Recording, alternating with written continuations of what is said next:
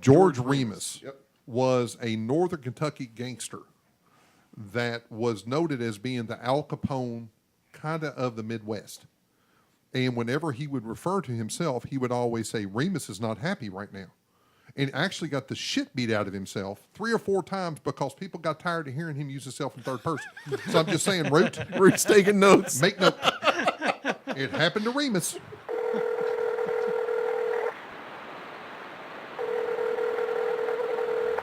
You're listening to Slightly Uncomfortable.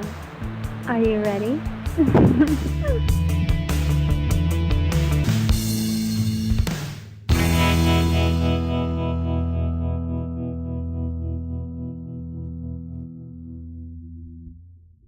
Today's topic is going to be alcohol. You know, we've dipped our toe into the alcohol pool numerous times, which if Root's toe has been in there, it's not a pool. Do not judge me on my stone hammer. Well, his stone hammer toe. See what I did? That's why we're good at this. That's yet to be determined, I think. We're going to talk about alcohol. And as we do with everything, we like to start with a history. Now, alcohol history is much more advanced and much broader topic than we traditionally go into. Normally we'll go into a personal history when we're talking about a topic. But I wanted to give out just some historical facts that I found interesting about alcohol. For thousands of years, people around the world has used fermented grains and fruits to make alcohol. The earliest evidence that humans were brewing alcohol comes from residues in pottery jars found in northern China that date back from between 7,000 BC and 66,000 BC. No, 6,600 BC. I'm sorry, I'm not used to BC shit. That's before Christ, right? Isn't that what that means? Yeah, that's what it means. So, all right, I was talking to my kids about that tonight. I was talking about what we're going to do our podcast about. And I said, 7,000 BC. And my son asked, what's BC mean? And I said, well, it's before Christ. I said, then after AD is after death. They said, so they know the exact date? Yes. And I reckon. You know, it's amazing when kids ask you a question that you've never asked yourself, and you're like, I reckon. Well, I'm pretty sure they know the year because many Roman historians acknowledged Christ's crucifixion, Josephus being one of them. So he died at 33 years old. So said his followers. Year X minus 33 is when Christ and was you know, born. if I'm going to believe anybody, it's his followers. Anyway, so going We's back a crazy bunch. to the world history of alcohol, just a couple of different types of people I want to touch on. The first is the Sumerians, because if you want to have a great party, invite those Sumerians. They're badass. Between 3000 and 2000 BC, before Christ, Sumerians in Mesopotamia made beer. Researchers found over 20 different beer recipes recorded on clay tablets. The Sumerians drank beer with straws because of the bit of the mash and grain remain in unfiltered alcohol mixture. Yep. So they were literally tipping back beer through a straw. 3000 BC. Now, if you drink beer with a straw nowadays, you're a pussy. It's just that simple. Well, if the wart's still in it, the wart.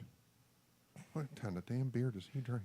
the man has never made a beer in his life. I have not. I did make a beer with Alex, and it was the most painstakingly arduous task. And guess what? At the end of the night, we drank Stella Artois. It took all of 3 hours. Yeah. All of 3 But I had to work the damn rolling pin and the hops. So you were in charge of making the wort. Yeah. Yeah, it was a chocolate stout, if I recall. How'd it work out? It was. James checked out, had a cigar. I did. Because he said, hey, come over, let's make some beer. At 3 hours, I mean, his house looks like some sort of mad scientist. There's a pot on the stove. It's running out a copper line or something out the window, and I'm rolling. I'm like, this is why don't we just pay the people that know how to do this shit to make us some beer? And then he's like, when do we have it? And I was like, 6 weeks from now. 6 weeks. Nothing at all about. That was kind of a dick move. I know. Didn't even tell me ahead of time. He brings me a damn I bottle didn't- of beer with paper on it. I didn't know he didn't know how Yeah, the right. process. Well, yeah, you that's know the true. process now, I do. not just from that, Not just from because that. it's the same process But- that precedes bourbon. Yeah. Well, it doesn't take 12 years to get the beer, but it seemed like it did. 12 years? No, yeah, it's a lot faster. Oh, it is. And I don't make bourbon either. Anyway, so going back to Sumerians, research in ancient texts suggests that Sumerians actually placed rules and regulations on the consumption of alcohol. However, Sumerians also used alcohol as sacrificial in religious settings as an offering to gods. Yep. The epic Sumerian story Gilgamesh, a primitive, underdeveloped man transforms into a cultured human being after 7 drinks of a cup of beer. 7 cups of beer. Far different than when I have 7 beers. I become a bloated walrus of a man. I'm not sure that's much, but go ahead. It's maybe just my age or something. Yeah. But so, and now moving on to a group of people that we're all familiar with, Greeks. Ah, yes. Greeks also used alcohol as medicine. Greeks' texts frequently reference wine consumption for medicinal ailments, such as lethargy. Lethargy. I don't know if I've ever read that word. You just did. and I you don't did know it that I've poorly. ever said it. Oh, there's going to be a lot of pronunciations. So lethargy, Yes. all right, diarrhea, childbirth pains, and keeping wounds clean and sterile. Wine was also important that it had its own Greek god. I'm sorry. We'll try that again. Wine was so important that it had its own god in Greek society. What was it, Alex? Dionysus. He was considered the god of fertility. How Wonder why. ironic. Because I have a They couple figured of it children out. that was They made go because of alcohol. They go hand in hand. Yeah. He represented the medium between the living and the dead also. So he wore a lot of hats. Yep. But most everybody remembers him as being the god of wine And parties. and parties parties. and- He was the good time guy. All right, going on to the Chinese. Oh, China has its own complex history with alcohol. Many Chinese sources cite consumption of natural alcohol in ancient times. This natural alcohol refers to naturally fermentation of fruits and flowers. Now, what alcohol do we think of that has flowers and fruit in it? Anything come to mind? Beer and Sangria. wine both. Beer, wine? Sangria. I also think of gin. Yeah. Yeah, absolutely. They infuse gin with rose petals, Oh, with yeah, cucumbers. yeah. So absolutely, it's fruit, vegetables, and flowers. But we still do a lot of that today.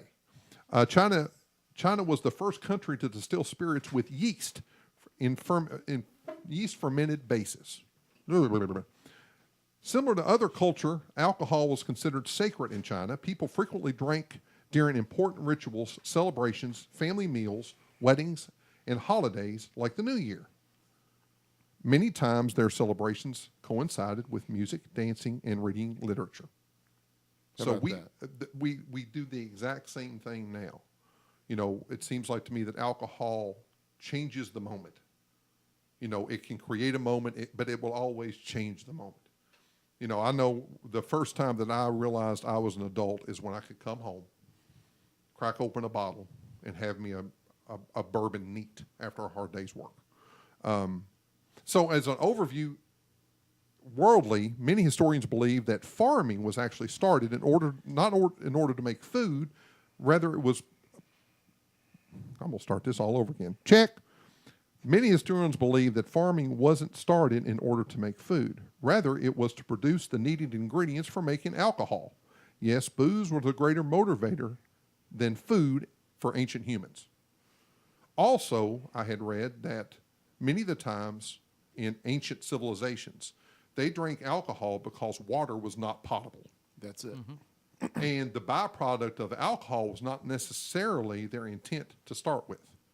They were Well- trying to sterilize and flavor something that they could consume without Right. dying. And another reason that this came about is you cannot keep grapes, olives, these kinds of fruits. You can't store them. You can't harvest them in the summer and enjoy them in the spring, right? So they started making tomato sauces that you can and do all that good stuff with. With grapes, they make wine because then you can still get the flavor from it with cooking and all that. You just open the bottle. And here in the States, we'll get to this point in a minute, but here in the States, we did the same thing with corn. Right. Whether it's liquid corn or hard corn still on the cob, you can still sell it, and it'll keep. You know, they had such an abundance of the grain, Yep. but they didn't have any At a way of given preserving season. it. Yeah. Now, the most interesting thing that I found when I was looking up some history on alcohol is the term honeymoon. Does anybody know in this room, both of you, what? Because I already know because I read it. I'm like Alex Trebek on this one. You know, he's an idiot, but he has all the answers, which is me. I'm an idiot, but I have a computer in front of me. Printed on his card. Where did the term honeymoon originate? Any guesses? It's a wild ass guess, but go ahead. It actually originated from ancient Babylon. It was a tradition for the father of the bride to provide the groom with a month's worth of mead. The month the alcohol lasted was called the honey month. Ah, This eventually turned into the honeymoon. Most of my relationships don't last a month before the shit runs out, if you know what I mean. Yeah, But yeah. I found it just, you know, the more you read about any civilization, the more you see that alcohol is in the middle of It's most there. It's everything that they ever-present. do. Yeah. And it was also a sign in the world of wealth, right? When they would bring in the goblets of wine and things like that. It was also a sign of poverty because even the most poorest people would consume alcohol. And that's the way it is now. I had a conversation today at work with a guy that has more money than God, and he was talking to me about him buying 3 or 4 bottles of $100 bourbon, like it was me going to Kroger and buying some milk. I think the same guy spent like $7,000 on a rowing machine or something. Yeah, and he's fat. Okay. Okay, so it just goes to show he's drinking more of the bourbon than he's doing the rowing, is what I'm saying. But it still separates the classes, right? You got your Bud Lime people, and then you've got your Pappy Van Winkle people. Yeah. And it used to be the same. Back in the day, it used to be the same, but now it's separated itself. But because a market has matured. Right. And it creates that strata. And, you know, I love when you hear wines from Italy, the age of those wines, and Scotch, obviously from Scotland. Really? You know, and an old bourbon is a young Scotch. And we lose that perspective in the United States because we think 23-year-old something is old.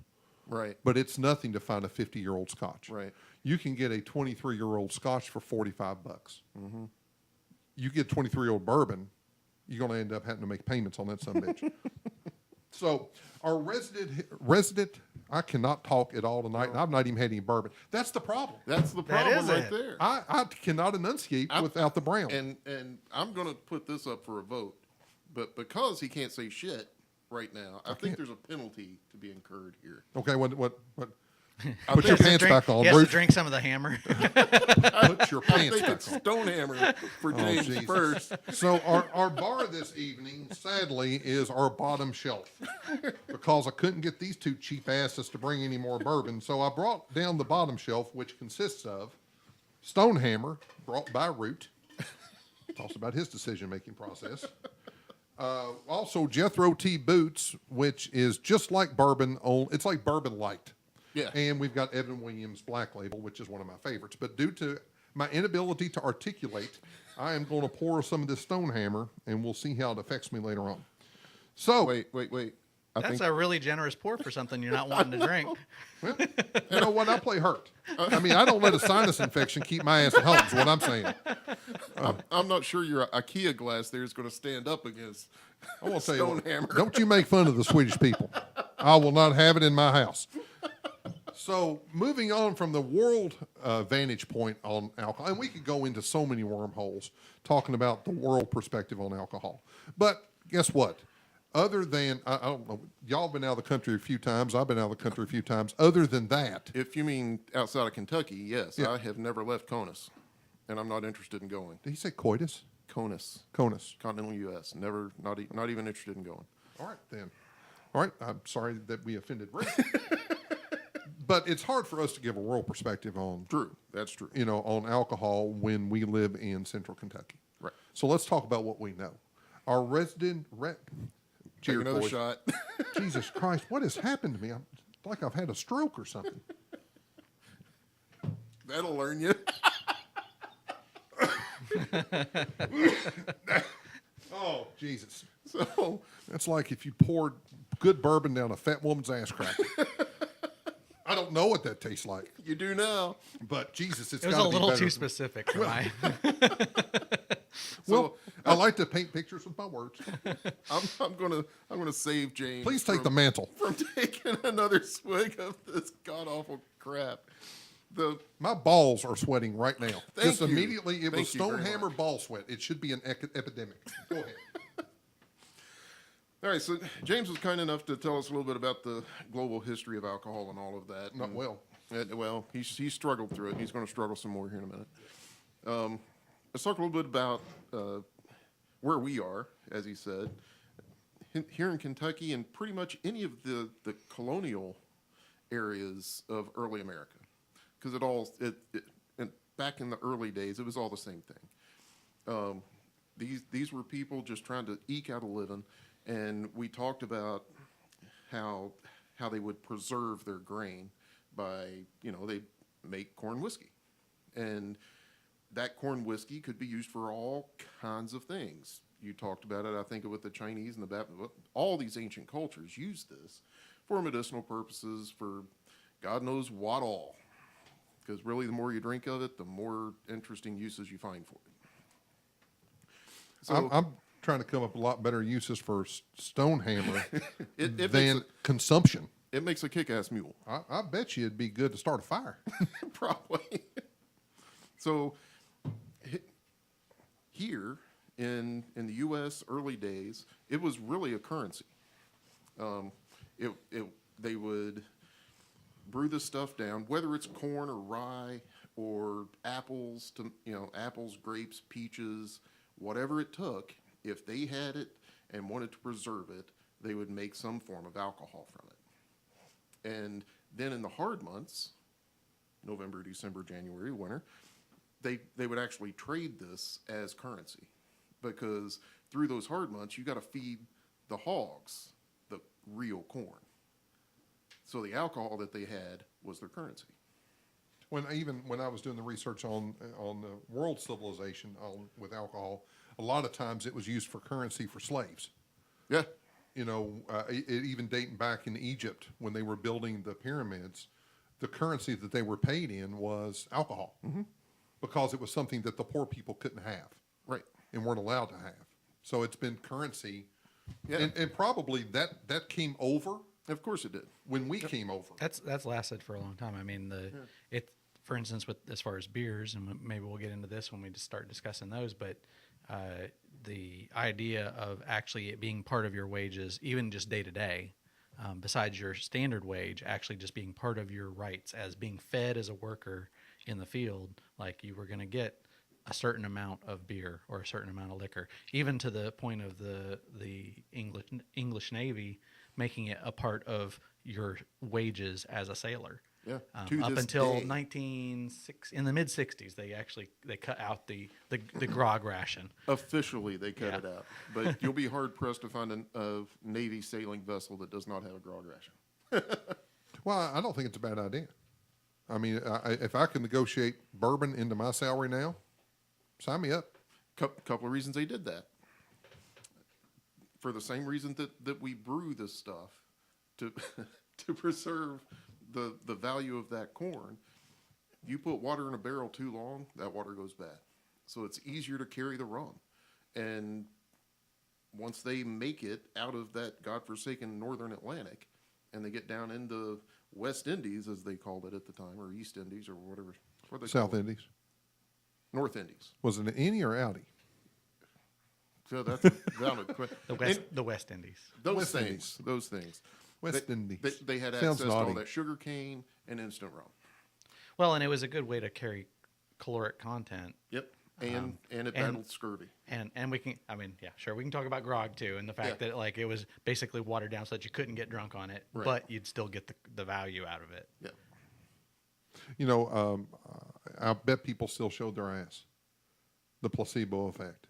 Have you never heard the sailor stories out of Britain? I don't. Yeah. That's not my Google search. I'm just saying. Yeah, don't do that. No, I'm not going to. Dear listeners, never, ever, ever Google British sailors. It ends poorly. Yeah. Well, we can see what type of websites where it goes to. BritishSailors.com. Oh, yeah. Yeah, that's me. Yeah, yeah. So, and Hi, sailor. as we were talking before we started recording this thing, the topic came up of prohibition. And here in the U.S., when the market for alcohol became so intense and we started seeing people getting filthy rich on it, people started perking their ears up, particularly the politicians. And when the politicians decided that they wanted their hands in it, they didn't immediately run out and start screaming for bans. They started looking at the drunks on the street and saying, look how horrible this horrid vice is on our communities. And what do you know? The birth of the temperance movements began. And there's some value in that because people left unchecked will abuse things. And if they don't have the character or the community around them to say, you know, you might want to slow down on that bottle, then bad things are going to happen. That's a fact. So temperance movements started springing up in the 1840s, lasted well through the Civil War, and really out of that, once the women of those temperance movements started seeing their progress and the impacts they're having on societies, and then realizing all of a sudden, hey, we still can't vote. And we entered into the progressive era. That's when things got really hairy for alcohol sales and making and consumption. Because what was it, 1913? Something like that? 1920 is when the prohibition movement or the law was passed. The constitutional amendment. The efforts were starting at the birth of the hardcore progressive movement, which was about 1913. Well, it took them 7 years to get it done. Now, one of the things that I have found in my research about prohibition is, yes, everything that you said was accurate. Of course it was. Oh, he's adorable. But it also had it was really hugely impacted. And I'm not using my words right, so people just get used to it, okay? Now he can blame the Stonehammer. No, sadly. It's not helping, and it's not hurting. But organized crime had a huge hand in prohibition simply because of their political influence. And they realized that if you take alcohol away from people, then if you're the only source for alcohol, you're going to make money hand over fist. Yep. So their political influences helped. They let the women be the statesmen, the statespeople of this is the women's suffrage movement. And they were the people in front of this. But the prohibition guys, the gangsters, the Bugsy Malones, the what's the fella from up in northern Kentucky? Oh, damn it! I know who you're talking about. I can't think of it. He always referred to himself in third person. Root. Huh? It was not me. Oh, well, I bet there's some family lineage there. Gotta hope not. But that's exactly what they did, because before Prohibition was the constitutional amendment was ever enacted, the gangsters already had lines formed from Canada to bring in Canadian whiskey, and they would bring it in and they would cut it with all sorts of gasoline, turpentine, paint thinner. Then they actually came up with like a very remedial type of vodka so that they can maintain the alcohol in it. But they could, get a 50-gallon barrel and get a 100-gallon yield out of it because they were going to put that much with it. And it still had that whiskey taste. But here's the thing. Back during that time, people didn't have any palates. Right. They really didn't know what they were drinking. They just knew if it gave them the needed effect. So I think it was organized crime was as much of a factor in Prohibition as, probably more so than women's suffrage. They were exploited. If you want to talk about exploitation of women, They were exploited during that movement. Well, and I'm not so sure that the suffragettes themselves, as the organization, Sounds like something in Vegas. the suffragettes, And now next on the main stage, the suffragettes. had such a profound impact. Their temperance mothers certainly did. And there was an overlap between those two. Yeah. Those two groups. There was an overlap of the two movements, and I agree that the many of the suffragettes were, what's the word you used? Exploited, yes. Exploited. But I don't want to make them out to be kind little old ladies sitting on street corners either. Oh no, they were mean. radicals. Yeah, They were absolutely, radicals. yes. But they were also, even though they didn't know they were being manipulated, Yeah. the old white money was still sitting back there and Oh, yeah. raking in bank Oh yeah. because of these women going out and busting up barrels of bourbon. Those fat old white guys sitting back there who owned pharmacies, who were exempt. Remus. That's the Northern Kentucky guy. George Remus Yep. was a Northern Kentucky gangster that was noted as being the Al Capone kind of the Midwest. And whenever he would refer to himself, he would always say, Remus is not happy right now.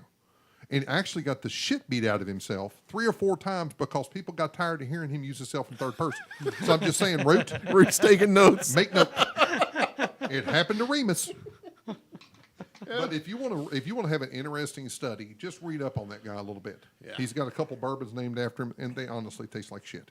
Yeah. But he's a very, very intriguing character because everybody knows about the Al Capones and those type, but it's especially in the Boston and New York City and New Jersey, crime cartels, if you will.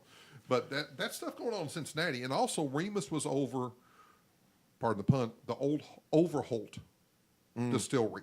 He got his hands into that, and that was one of the few ones that could continue to produce during Prohibition for medicinal purposes. Of and course, I know you're of going to course. get into that. Yes. Well, of course it was medicinal purposes. That's why I mentioned the pharmacies too. But that dates back to the Roman Empire. Oh, We yeah. read about that earlier. It was to treat lethargy. Yeah. I messed that up. It's on in the purpose. Bible. It's in the Bible. It's No. I mean, there's a scripture from the Apostle Paul who says he advises Timothy to drink a little wine for your stomach, right? I mean, so the idea of that of using alcohol as for medicinal purposes goes way back, and no doubt actually played into the justification for it being allowed to be used Exactly and right. sold as for medicinal purposes even during the Prohibition. Yep. Well, I know when my grandmother passed away at the age of 90, she claimed to have never had a drop of alcohol in her life except for medicinal purposes. Mm-hmm. And then we cleaned out her house. That was a sickly woman. She had scotch.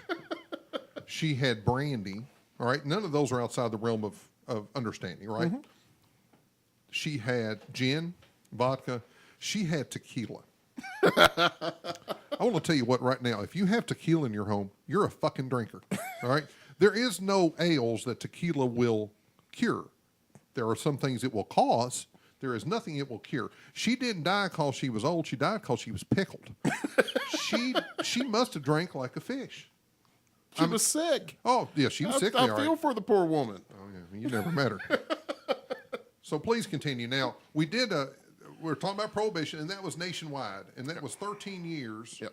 that you couldn't buy, manufacture, distribute, or consume alcohol Or legally. transport. Right. Or transport, Well, yeah. distribute. Yeah. Okay. Yeah. So anything if you had it, drank it, made it, or took it somewhere, you were outside the law. Yep. And now, how did that affect Kentucky? Oh, jeez. Because we're going to bring this stateside now. Yeah. We talk about the world, we talk about the country. Let's bring it stateside. Well, we talked a little bit about good old Uncle George, but it's to the point now that it's stereotypical of the mountaineer and his still and his hound dog and the revenuers coming to get him and all that good stuff. But even to this day, there are still people making shine back in the mountains and making a living off of it. Mm-hmm. And even, Prohibition was repealed. but it's still illegal to sell alcohol without that excise stamp. The government wants their cut. Well, and the government wants their cut, but they also want to ensure it's consumable. Yes, exactly. Because we've drank mountain juice. Yes. All right. And nowadays, You I d- think it's much, much better because people know more. Yeah. You know, now in the mountains, they've got the internet. You know, Usually. so they know the difference between making good stuff and bad stuff. But back then, they may have thought, because they never gotten out of that damn holler, that this is the best stuff they've ever tried. So it could have been an earnest desire to make something good, but their lack of perspective caused them to make something that killed folks. Yeah, and that absolutely happened. And then there's just scoundrels, you know. Well, usually the stuff that really will kill or make you sick, it's about trying to eke out everything out of it instead of like doing the right thing, right? Yeah. So usually the making you sick is if you're supposed to throw away the heads and the tails during the distillation, and yeah, I mean, but if you get greedy, throw a little bit more in there and a little bit more, and that's Sometimes, you know, people don't want to buy the proper equipment, so like they just like lead radiators. like right. Well, like copper lines, so they settle for lead radiators, and you know, good Lord, antifreeze poisoning, lead poisoning. Paint thinner. You're drinking that. I know you bought it. What the hell is he doing? So, you know, the impact of alcohol on Kentucky, I would say let's talk about the post-prohibition impact of alcohol on Kentucky. Right. Now, do you think that Kentucky, the upswing of mountain juice or moonshine in Kentucky started when they could no longer get alcohol legally, or was it already here? It was already here. Okay. It was already here. But they can make more money on it during Prohibition. Exactly. Because no one else could get alcohol. Exactly. 1862, there's a gentleman in Owsley County, or Clay County, Kentucky. His name was William T. Eager, or he pronounced it Egger, but I like to tease him, so he's Eager. And he was one of the largest corn producers in the county. And he enrolled in the 7th Kentucky Company A in August. And in September, he went AWOL. Where'd he go? Mountains. He went home. And in September of 62, they're in London. London, Kentucky. It's literally over the hill. Maybe over a couple of hills back home to Clay County, so he could tend to his crop, get that corn in. We have personal letters from him back home to his wife. Make sure so-and-so pays you for the corn. Make sure so-and-so over the hill gets the number of pounds he needs for his run. They've been making moonshine in Kentucky since before it was Kentucky, and probably before it was Virginia. Absolutely. I mean, I know one of the distilleries here locally dates back to 1782. Yeah. When they actually started producing juice on that site. Now, it was very crude. It wasn't what we know of as being bourbon now. Right. But it absolutely has been being produced because it was right there with limestone water, right there on the river where they could transport it.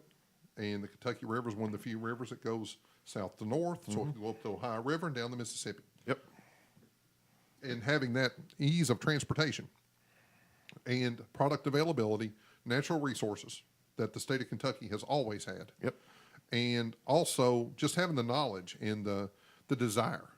I mean, if I could say anything about alcohol, or it's going to be bourbon in Kentucky. I Yeah. mean, you know, there's other stuff made, but everything was a derivative of bourbon. Here's a question for you, our resident bourbon guy, James. Yeah, that's right. Yes.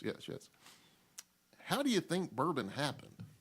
We know it comes from corn liquor, but who had the bright idea to set a barrel on fire and then pour it full of mountain juice? Well, now what I have found in my research was there's a bunch of forefathers of bourbon.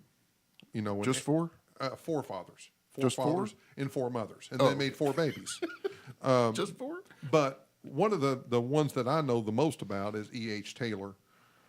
And what he did was he decided he started to make some juice. And he wanted to get it down to Louisiana because that was the place that he could sell it at the highest markup. So in order to do that, he had to come up with some sort of an idea on how to transport that. And natural resources were, we had a bunch of oaks around here, and he ended up making barrels out of it. Well, the problem with that was the barrels wouldn't hold. They were not watertight. So he took and charred them to seal the inside of the barrel. Now, he did not think that that was going to help the bourbon. Right.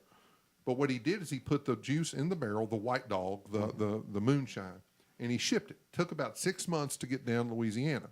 Well, he had traveled down there after about a year of sending stuff down there, and he tasted the bourbon and realized this tastes a lot better here than it did when I left it, when it originally left Kentucky. So then he's like, if I hang on to this stuff longer, I wonder if it'll keep getting better. And that was the difference. That's one of the stories. Of course, there's 1,000. Anytime you're asking drinkers to also be historians, there's going to be some cloudiness in their day. So that's one of many stories, but I think it kind of makes sense. Yeah, it does. And then different levels of char, they started playing with how it affected the taste. And that absolutely is impacted on bourbon, is if you find out the level of the char and how long they've hung on to it, that's everything about bourbon. That's 70% of the flavor.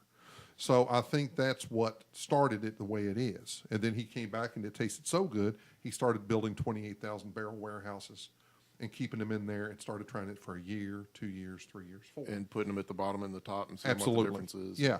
And that's where the artistry of bourbon. See, the problem with moonshine, there's some artistry there, but it's at a minimum. Yeah. Right? Because you're doing something too quick to have artistry. Right. It's just how many handfuls of which kind of grain you throw in there. Let's put a piece of hickory in that. Here, let's float some strawberries. That's the important type. Apple pie moonshine, of course, was made famous by Raylan Givens in Justified. And now, but I had drank apple pie moonshine decades before Justified ever came out. Never liked it that much because it had sweet to me. Yeah. But that's absolutely how we're affected here. Because growing up where we've all grown up, we're not ever more than 5 miles away from a distillery. And probably we all have some family somewhere along in our heritage that worked at a distillery. Running booze. Yeah, well, yeah. I mean, they were touched by alcohol. Alcohol somewhere or another. So now we've covered. Is there anything else about the Kentucky history that you can think of? I mean, obviously, moonshiners was huge, and people are still making making liquor, clear liquor. Oh yeah. But nobody gives a shit. Right. I mean, one quick fact about Kentucky and alcohol, not specifically liquor, but it actually does have a pretty long heritage of making wine and Prohibition. And that's one of the interesting things about some of the effects that Prohibition had, right, was it also disrupted pretty big industries all across the country, including the fact that Kentucky never recovered from that. Pre-Prohibition, it was the second biggest wine producer in the country. I did not know that. I had read that, and we have an ideal climate for wine production. Or I had read something for certain types. Yeah. Yeah. And we actually now kicked that back up after the tobacco buyout. That the federal government then started putting tax dollars and subsidizing wineries in Kentucky. That's why we saw so many pop up off of tobacco farms. Right. But you got to love some good wine that are made by ex-tobacco farmers. Hey. Now they're starting to put out. It's taken a while. I mean, when they first started coming out with them, it was not really anything you wanted to drink. but I don't know. I think we've had a lot more expertise brought in and a lot more attention paid to it. Mm-hmm. We've lost a half of a century in trying to even pick it back up. And so those other winemakers, particularly like California and the West Coast, have advanced so much. Right. And again, when you're rid of a crop like that for that long, it takes sevevel growing seasons. Oh yeah, it's a 10-year investment just to get what you need to get started with. And I don't believe our tobacco farmers, after the buyout, realized that. No. They planted some grapes and they were making wine the first year, and it tastes like something you got out of a shitter in that a prison. Concord, it sure makes a good wine. You know what the flavor of this one here is? Grape. Right. This one here is seedless. Yeah. What we're going to do next is, we've covered a whole lot of history and facts, which I think lays a good groundwork. Yeah, hope so. But what we want this podcast to be about first and foremost is fun. Is that right? It is. So if anybody has seen the Redneck Comedy Tour, Oh, boy. at the end of that, and I would not recommend it. If you've not seen it, count yourself lucky. Other than Ron White, it's just a bunch of, here's your sign, that kind of stuff. Yeah. But at the end of it, they all do their independent routines. And then at the end of it, they all come out, they bring their stools out, and they start telling stories. And that's the best humor that they have in that whole show. And that's what we're going to do now, is we're going to tell alcohol stories from our past, or maybe last night. Of maybe one of your first alcohol memories. Of course, it's going to speak a lot to overindulgences, but I think that's what Probably a what whole people lot of can relate to. stupidity. So I'm going to throw it out there. Whoever wants to go first, go. I'm gonna start because mine's probably the most boring. Way to underpromise. Well, so it will always come back around to my background. It comes back around to all of our background. So my background pretty conservative. Pretty. Yeah.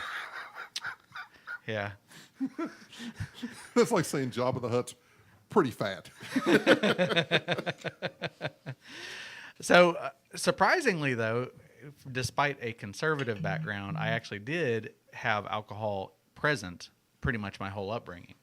It's one of the few things that in my upbringing was actually, like, some religions and stuff see it as a vice. It was actually acceptable, but moderation was heavily preached.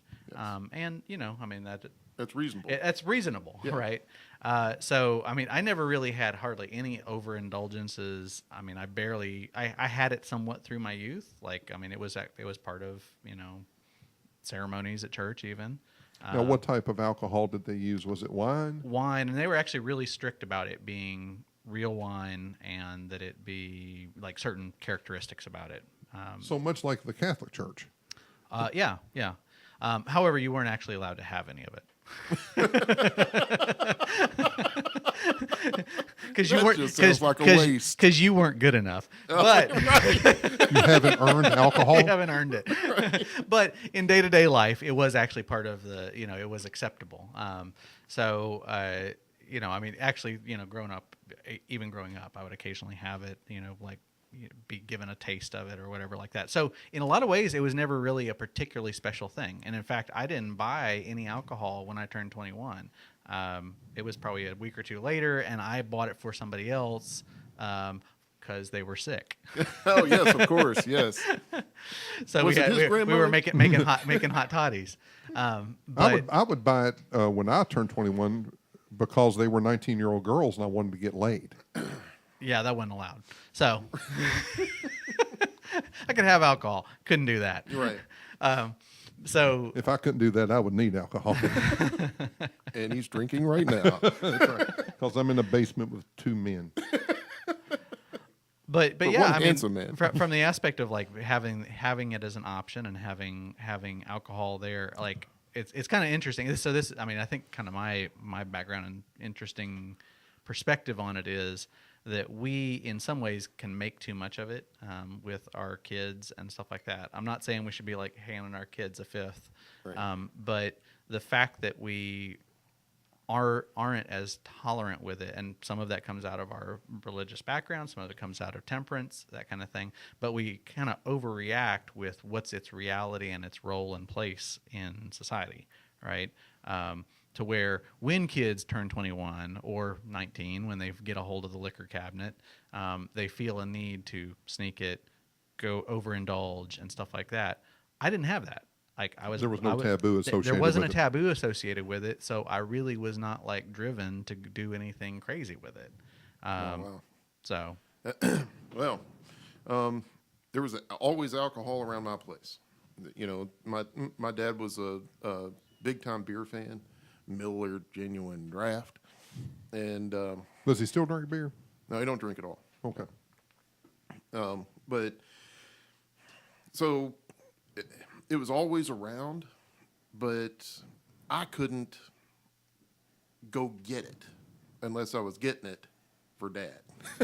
You know, if I went and got one of those bottles or one of those Heaven Hill bottles from under the kitchen sink, why did they put it there? I don't know. Next to the cleaner. It ages it. It does. That's It what does. it is. So yeah, if I were to ever do that, I wouldn't be sitting here. They'd have killed me where I sat. So of course, when I turned, well, I've already mentioned hanging out with my great uncle and him doing rye whiskey down over the hills. So, that's 5, 6 years old, and 6, 7 maybe. Anyway, I was way, way, way young, and so I knew what this blessed liquor would do. I start running around with my boys at 10, 12, and this is embarrassing after saying I would cut my teeth on raw whiskey, but You drink schnapps. worse. Oh, Wait for it. Jesus. So this new little convenience store opened up down the street from my best buddy in elementary school. And we decided we'd go down there and see what they got.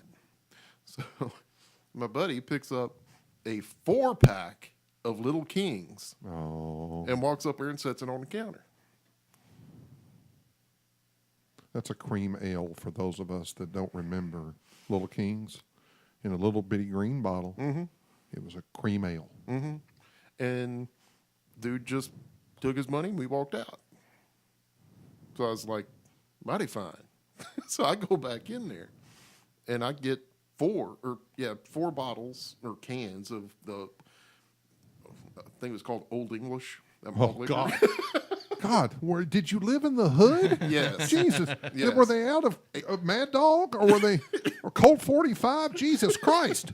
So I pay for this with allowance money, of course. A collected amount of this stuff, and we start hitting on this stuff going back home. And we're trying to get rid of it as quick as we can because we can't take it in the house. Well, we took it in the house, and it hit the floor about the time we got inside. That's why you double bag. That is why you double bag. It was terrible. We were sick as dogs, man. And my buddy's mother, God love her, she, Bless her heart. bless her heart, but for real, she is now quite elderly and has been a recovering alcoholic for many, many years. But she knew what that dance was about. So the jig was up, and she didn't even play. She just gave us both buckets and mops and said, you better put it in the bucket or mop it up before it splatters anywhere. It was bad. It was so very bad. Well, one of my first memories about alcohol when I was a kid was my dad was a daily drinker, still is. At 90, he'll be getting ready to turn 93. He drinks 4 to 5 beers a day and probably 2 to 3 shots of scotch. Used to be bourbon, but scotch is cheaper now. He buys something called Crawford's. If you've not had it, count yourself lucky. It tastes just like scotch, only different. Yeah. Oh, good. But so I mean, I grew up watching my dad drink, and occasionally he would let me have a drink or what he had left in his little shot glass with the little residue. So I knew what bourbon tastes like. I was about 13 years old, and I came home from school one day, and my dad asked me. He says, "Do you have any curiosity about alcohol?" And of course, me being the good little boy I was, I'm like, "Well, no, Father." I've never once thought about it. Right, right. And he goes, "No, quit bullshitting me. Do you have any curiosity about alcohol?" I'm like, "Well, yeah, Dad. Of course I do." He goes, "All right, I got something for you." So we went into my bedroom, and there sat a small little college refrigerator Oh, boy. in my bedroom.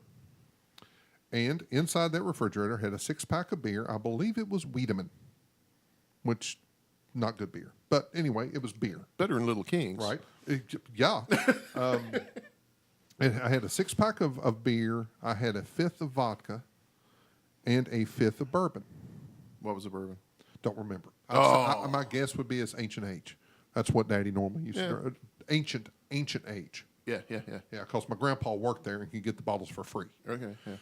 So Not a bad mixture. my Looking forward to eyes it. were as big as sand dollars, and he goes, "Here's the rules. You're not allowed to drink any alcohol outside this house. If I find out you drink outside this house, this goes away." Yes, sir. You cannot drink and go anywhere the rest of the evening. Yes, sir. I'm not going to agree to anything, right? Oh, yeah, And he yeah. goes, and you cannot have anyone come over before or after you have drank. Damn it. Yes, sir. Because in my mind, my father was entrusting me Yeah, absolutely. with the Holy Grail. Right. But yet I did not know in my stupid pre-adolescent mind that he had put enough rules on there that I was not going to get in trouble outside the house. Guess what? I didn't know how to drink that shit. Oh, boy. So I took a big old swig of vodka Bounce. and it burnt me to my toes. I put it back. I took a big old swig of bourbon like they do in the Westerns. Guess what? I put that shit back. I tried a Wiedemann to this day. That tastes like shit. So that same stuff sat in my refrigerator for the next 3 years, and I may have hit it once or twice. But what it did is it ensured that I did not drink any alcohol from the age of 13 to the age of 16. Now, how many times can you ensure that your child, because of a rule that you see, instead of legislating to me, he gave me something And then put and then boundaries put around it. parameters on it on how I can keep it. All right, To make you want to. genius. Took away the taboo. Yeah. Right, which as Alex said is huge. If you can take away the taboo of anything, then it no longer becomes attractive. Right. It's an option, not a quest. Right. Doing that, I thought, was genius. Yeah, it was. Now, after I was turned 16, All bets were off. yeah, all bets were off. But I would even tell my friends about it. And hell, if I had a cell phone like I do now, I'd be taking pictures up, put it on Instagram, Right. on the Book of Faces, all that. I mean, I thought it was the coolest thing ever. And my dad, I thought he was stupid for doing it then. And in hindsight, I thought he was a genius. I Yep. think he's a genius now. And I don't think that would work for every child. It damn sure wouldn't work for me. Right. But when you put all those parameters on there and your dad has given you something that you don't know of any other father given anybody that you know. Right. All right? You're not going to disappoint him. You're not going to let him down because he's trusted you in a way that no other father, no other adult that you know of has done. He ended up telling me years later that he switched that stuff out because he didn't want it to spoil. Spoil. Well, he just wanted to drink it.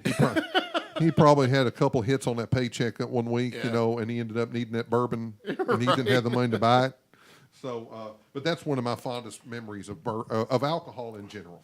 Is it'd been different if he gave me a recipe book on how to make a great old fashioned, Right. or the joys of a 13-year-old bourbon and Coke, which is how everybody that don't know how the fuck to drink bourbon decides to drink bourbon. But I didn't know that. So I went back to my John Wayne movie days where I got put in a shot and threw it back. And my God, it was horrible. I've never understood shooting bourbon. I've never understood shooting bourbon.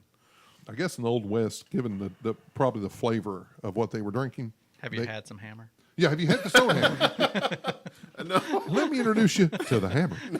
No, thank you. Because, as soon as he punished me that way, his ass hadn't stuttered all night long.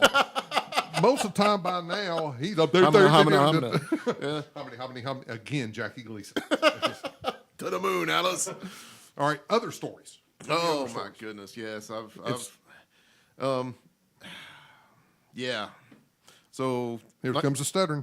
1986. I was trying to figure out how to frame this. The year of the Lord. Yes. I spent some quality time in Fort Sill, Oklahoma. Fort Sill? Fort Sill, Oklahoma. Okay. Learning the great and glorious history and proper application of Army artillery. Well, there's another bunch of military personnel down there taking the same kind of classes. That was the United States Marine Corps, because the United States Marine Corps has no field artillery school. They have to come to the United States Army. Gil. So there we were. And after, so many weeks into AIT, you do something good and glorious and you get a weekend pass or whatever. So we go into law. Did they pay you in alcohol? No. That would have worked. You really don't want to pay In the soldiers In the or Navy. Marines with alcohol. Ride the Nothing seven good comes seas from that. So Set your mind at ease. usually the different branches, the Army and the Marines, they hang out on different ends of the street, this particular street. Well, this particular time, probably because of some smartass said in a classroom somewhere, the Marines showed up.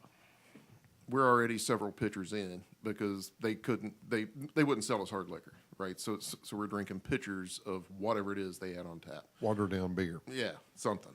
And so we're already several pitchers in, and here Are these pictures or pictures? Pictures. I'm trying to get your.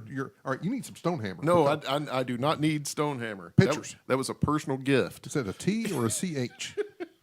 Pitchers, you pour shit out of it. okay. Like that beer we were drinking. And these Marines strolled in, and they knew they were in for a fight, and so we obliged them. One of the best. Now, were you drunk?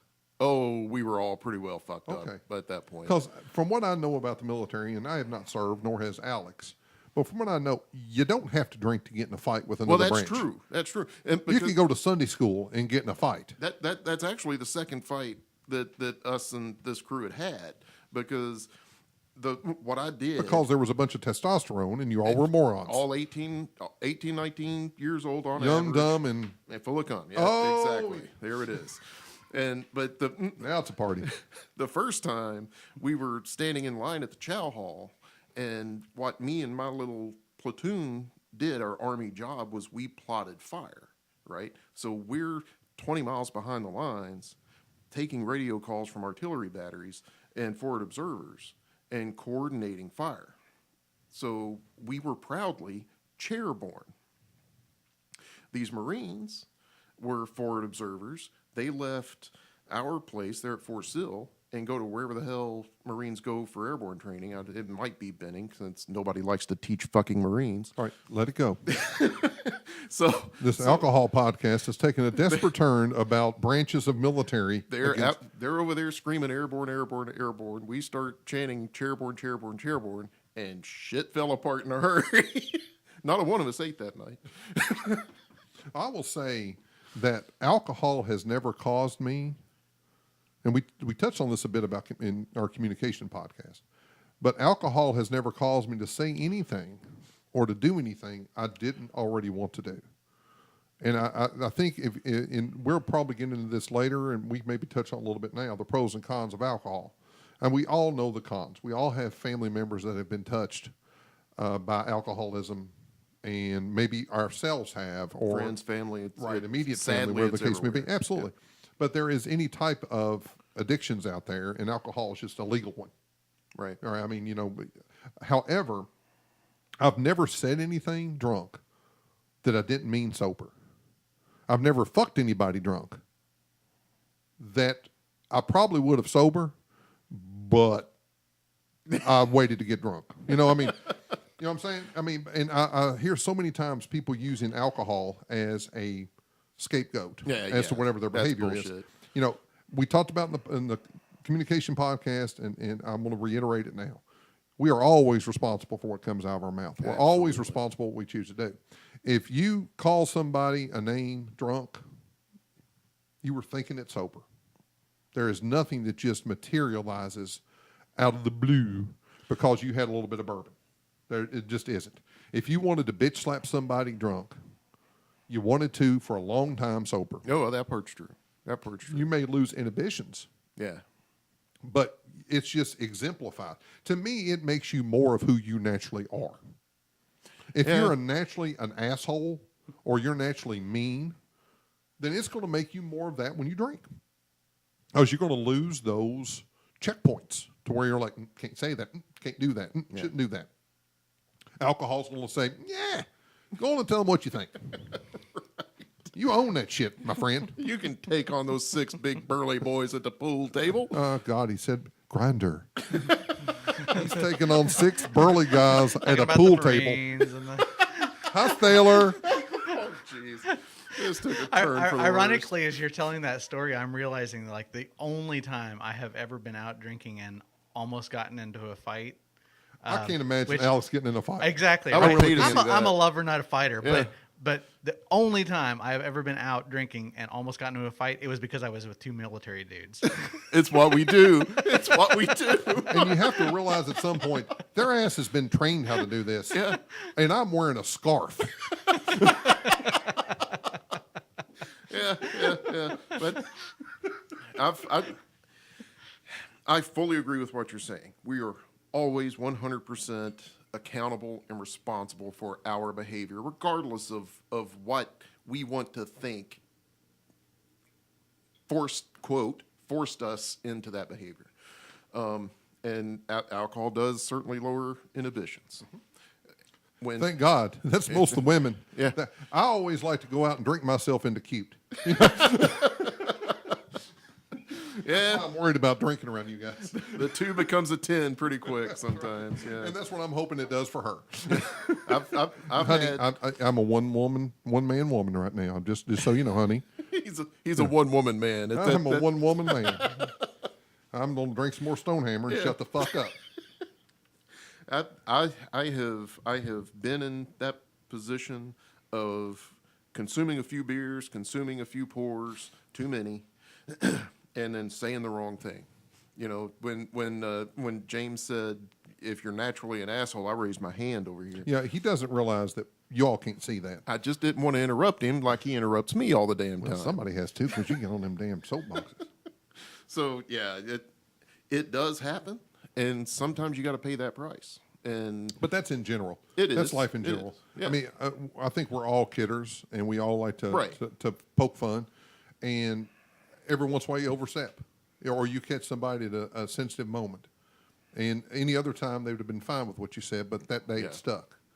That's not alcohol related. That's human related. Well, I will, because this stuff does lower that inhibition. It's exactly what you said. The things that you want to say, but you wouldn't in a sober state because you know that just shows off your ass. Right. The alcohol says, "Oh, fine, boy, they want to see that ass. You just let that slide right on out." And yeah, that's bad news. It lowers the inhibitions on how you receive stuff too, right? So Oh, if you're prepared to take something the wrong way, it's more likely that you will, rather than that little hesitation that you'd be like, they can't mean it that way. Right. It removes the benefit of the doubt. Yeah. Yep. And it makes you just go, what? What'd you just say to me, boy? Yeah. All right, so I have another alcohol story. I have a bunch. I'm not at all surprised. I was at a bar in Lexington called Redmond's. And Larry Redmond was a performer. I believe he's still with us. I don't think he's passed or anything, but he was a performer in Central Kentucky, and he was old school. In fact, he had a song that he performed at his bar, said, "Garth ain't playing here tonight." So he was 100% old school, no new country, anything like that. And anybody that knows me knows I prefer, honestly, the only country is old country to me. Y'all got any Conway up in there? Don't you blast me. Don't you blast me, Conway Twitty. But anyway, I was about 3 sheets of the wind, listening to some great country music, and it was packed in there. And at the bathroom, now anytime you're talking about a bathroom and a bourbon story, Yeah. yeah. Add honky tonk music. Yes. So I went into this bathroom. Now this bathroom was very small, and it had a trough style urinal on the right hand wall. Like elementary school. Target practice. And then just behind, if you're standing at that urinal, just behind was the one shitter stall. All right. But it was really narrow between that urinal and that shitter stall. So I was the first one in there. So being the polite guy I am, I went to the end of the trough. Because you don't want people walking behind you Right. at a honky tonk. You just don't, right? Especially if you got your wiener in your hand. I'm just saying. So I go to the back, and here comes a guy that I'm going to refer to now as Eclipse. Eclipse. Because he walked through the door and I couldn't see light. His hat was bigger than me. 10 gallons my ass, it was a 20 gallon. Yeah. And I used to work security at Rep Arena years ago, and I realized the bigger the hat, the bigger the asshole, most of the time. So he comes in, when he stands at the stall, not the stall, but the urinal, and he could barely fit. So I am now shoehorned in there between the wall and Big Tex, the Eclipse. And he looks down at me while he's holding his and I'm holding mine. I think mine turned into an innie. It straight turtled up, and he goes, "How you doing, little feller?" I thought right then and there, I am fucked. Here's where I die. I become his bitch. Because honestly, he could go bear hunting with a stick. This guy was a giant. I've been around big people, not like this guy. I'm like, doing all right. How are you doing? Doing all right. How are you doing? Doing well. So, you having a good time tonight? And I'm like, so far. Not at the moment. So he ends up finishing up and wash up, and we With go you, out. or No.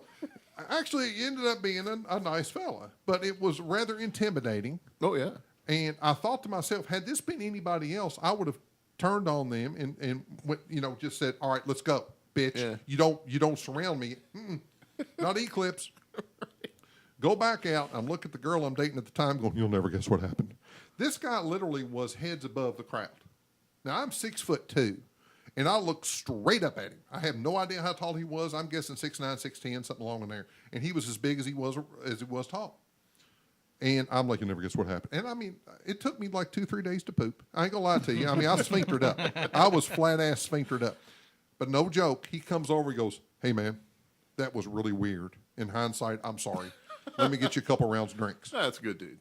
Cool guy. But I think a lot of my stories about alcohol comes from being in a bar. Yeah. Because there are certain things that happen in a bar that just don't happen anywhere else. And the problem with people going to bars and getting in fights is they don't stop to think, hey, we need a higher threshold of dealing with assholes. We need a higher threshold of dealing with unique situations. Had that happened in my office, I would have had a different reaction. Right. Than if I were at a bar. You have to have a different reaction because people are going to say different things to you at a bar because they may not be able to handle their brown juice and their beer the way that you can. You got to be the nice guy until it's time what? Not to be the nice guy. That's right, Roadhouse. Roadhouse. So I mean that most of my stories come from that. Is just Roadhouse. Oh God, that's the best mullet movie. Oh yeah. Ever. Oh yeah. And we'll do a podcast on movies. Sure. And I music. will have very little input on that. I don't do movies that much. Oh, you've quoted a bunch of obscure movies to me. Yeah, that came out 25, 30, 40 years ago. Like Roadhouse.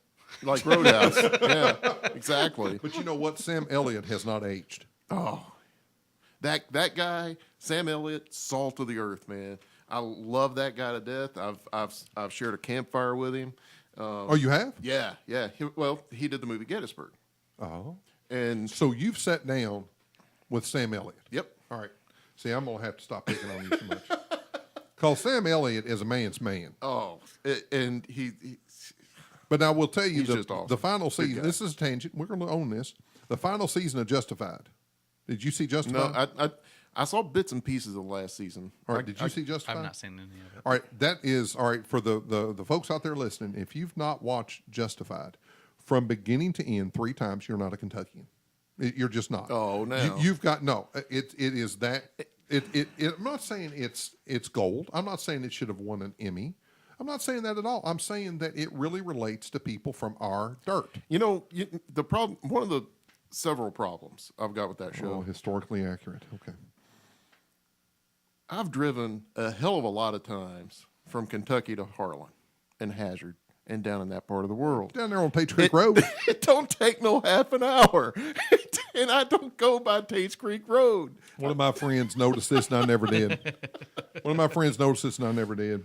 But when they're showing Harlan, it looks like Southern California because that's where it was filmed. Strange, it's all ain't sort of flat land and everything. Oh, yeah. And I loved, of course, I did the contract. Wrote the contracts for the Fayette County Judicial Center, and they actually have swinging gable doors in Justified going into the Fayette County Judicial Center.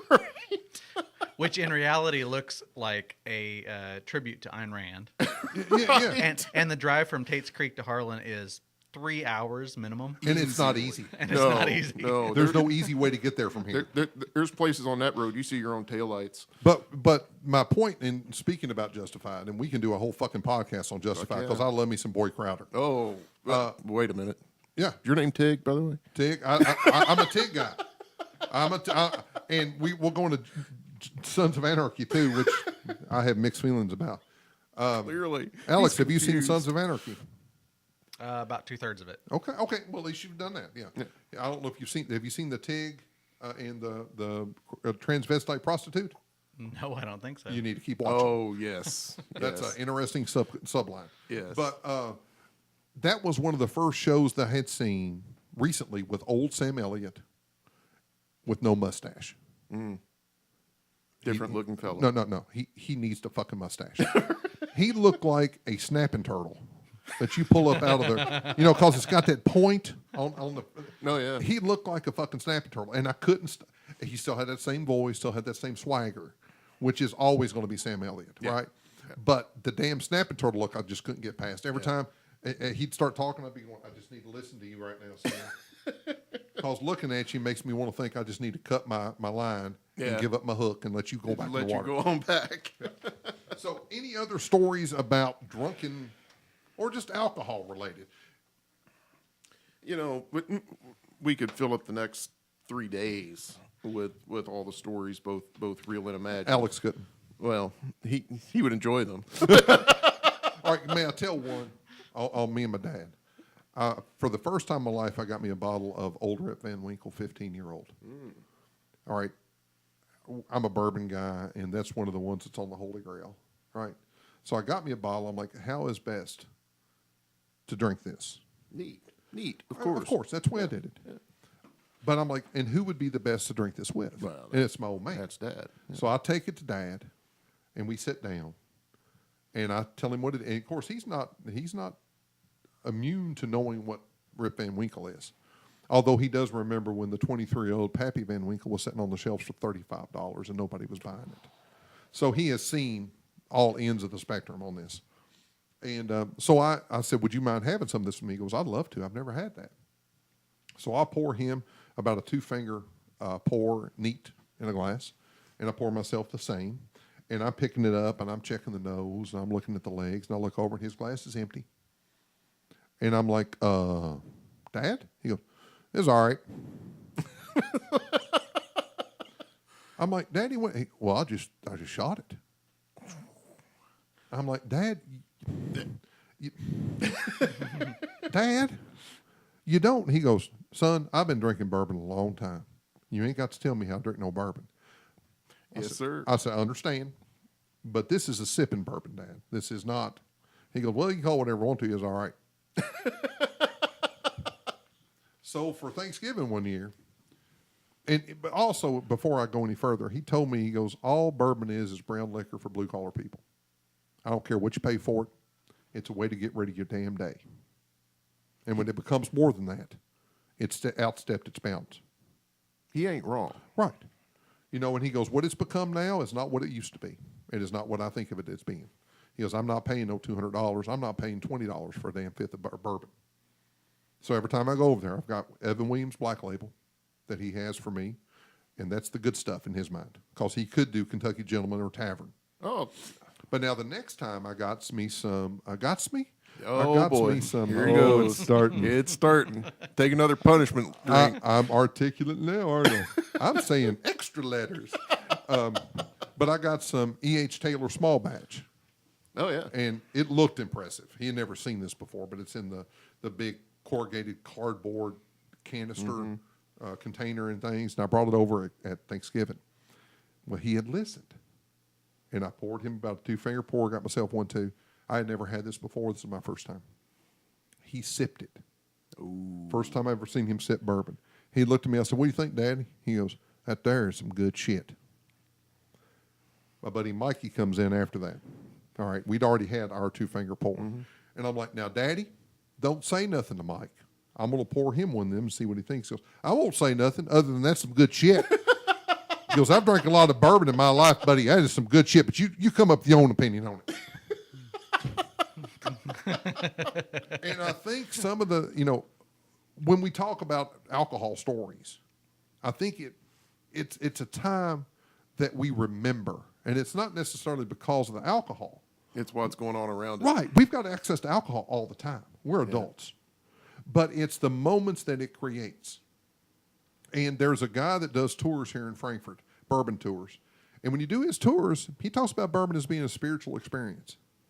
It is a medium in which to create memories. And I think that may be what alcohol is. It celebrates great times. Drowns bad It drowns bad times. It celebrates a promotion, or it drowns getting fired. It is an equal opportunity product that takes us to a certain place that we think we can handle whatever may be coming up. Until the next day. Right. Right. And I think that's why we talk about alcohol. I think that's why when we come together, 3 buddies, what do we start doing first? Let's see what we're drinking. Let's pour something. We got to pour something. Right? And I think that's the beauty of alcohol. We couldn't do that with Diet Coke. Why would you? Why would you drink Diet Coke? Yeah, right? Why would you drink Stonehammer? Well, there's that. Well, evidently for punishment. Why would you fucking buy Stonehammer Root? I had some RC Cola down in Paducah. ROC Coca-Cola. They were fresh out of moon pies, though. I had to settle for Western Kentucky barbecue. Oh, I like that.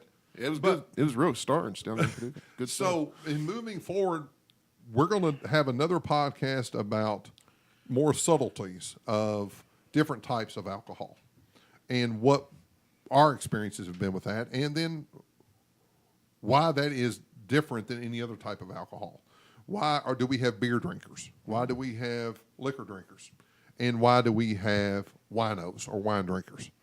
I worked at a wine bar for about a minute, and that was about a minute too long. Minute too long, because there is no more pretentious assholes than wine drinkers. Preach. Oh my God! I mean, honestly, if you ain't getting it out of a box, I ain't got no time for you.